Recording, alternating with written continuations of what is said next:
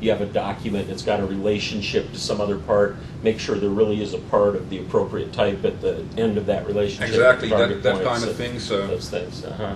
So if you just go ahead and if I would open here the chart.xml file, you will find that it has a. Let's go ahead and see if I can find an exact node inside of here. Well. So can you resize that font over there on the right?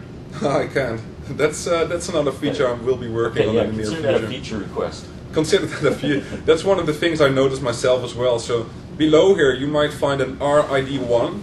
So this file actually does validate. Chart.xml is a valid. See, it did not find any errors. But then again, who knows whether this RID1 actually exists? Yes. Schemas cannot validate this element, so those are the things that I really want to do as well. So people are less likely to make mistakes, and if they do make mistakes, they can find out what exactly is wrong with that document. So the adoption and working with Open XML becomes a lot easier that way. Yeah, right now we have frankly, Office 2007 is the default validation tool for a lot of developers. You just try it and see what happens. Exactly. But we don't really have a tool like this for validating documents. So. Exactly. But it's of course a pretty major part to implement, because if you're looking at relationships is of course very obvious. A relationship might not exist, but also you might be referring to cells which do not exist, like perhaps you have a formula inside spreadsheet.ml. It would be nice if we could also validate whether these cells are actually present inside the document itself. So those are also extra steps that you need to do, but it will entail a lot more parsing, a lot more code to do that. So that's a framework that I really want to expand on in the next few weeks here. And it's of course, well, like you say, the MVP summit, so a lot of my time is actually gone right now.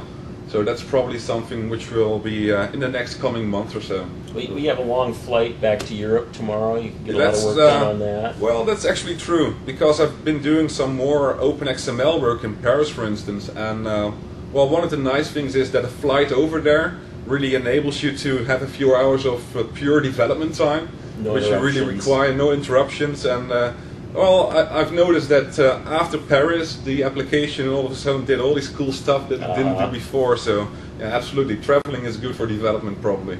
I look forward to seeing what the next flight delivers. Absolutely. So, you've done all this work with Open XML. There aren't many people who've done as much with Open XML as you have today. And I'm just curious, from your point of view, what do you really like about Open XML? What do you find cool about working with this technology? Well, if working with this technology, well, I've tried to create this type of application also for other file formats, the older ones.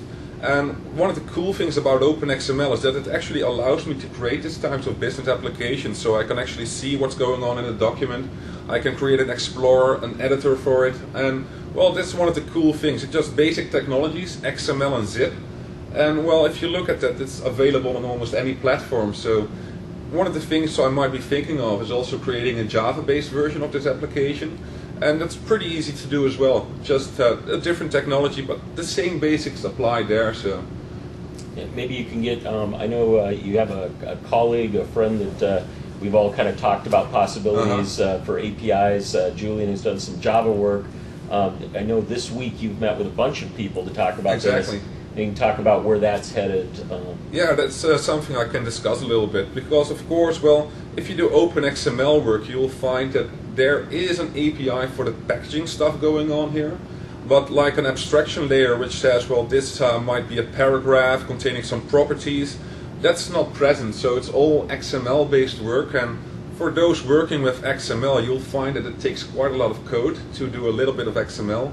So one of the things I'm also working on, and if you want to take a look at that as well, go to my blog and you'll find the code over there.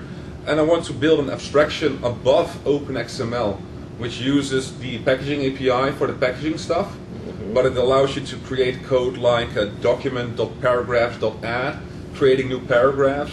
And so you do not need to specify things like you find here in the document.xml part, like WP nodes, stuff like that. So you're really shielded from all the XML, because one of the things, if you read the specification really carefully, you'll notice that XML namespaces can change, relationship types can change, And of course you need an API to shield you from all this stuff, so you can really be productive in the future as well, as Open XML progresses into the next versions in the coming years. You're kind of talking about taking the best of both worlds. We had in the past, people would automate the Office clients to do things, and then you have your document dot, whatever, paragraph dot add, those sorts of concepts. So, now we just have a low-level tool, and we talk about filling in that gap. Yeah, you can see it a bit as like the same type of object model you'll find in the Office applications.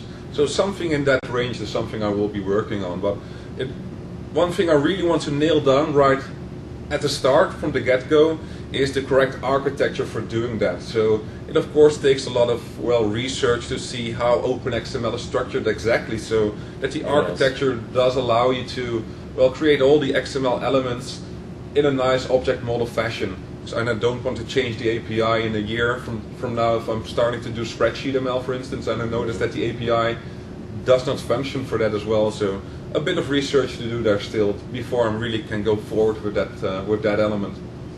Great. Well, maybe so that people, you've mentioned your blog a couple times, so people know where to look and where to keep an eye on this as it moves forward, or people want to get a copy of the package Well, let Explorer. me just go ahead and... Yeah, let's make sure we've got that.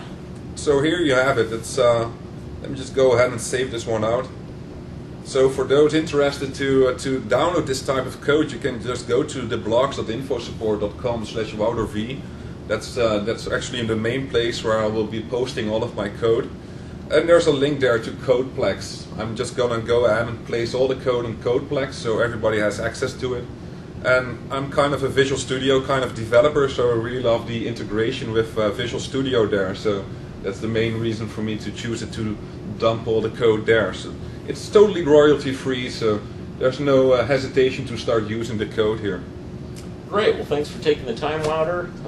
Well, absolutely no problem. Thanks for having me today. That's a nice thing to do. Okay, safe travels tomorrow. Thanks.